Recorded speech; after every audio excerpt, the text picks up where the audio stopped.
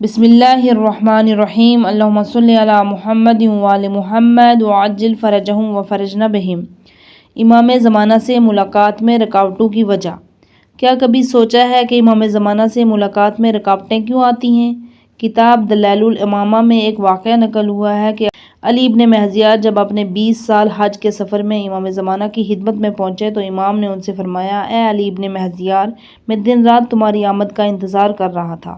علی ابن محضیار نے عرض کی، مولا کوئی ایسا نہ تھا جو مجھے آپ کی خدمت میں لے کر آتا۔ آپ نے جواب دیا، اگر تم 3 کام چھوڑ دیتے تو تم کو ہماری زیارت کا شرف مل جاتا۔ وہ 3 کام کون سے تھے؟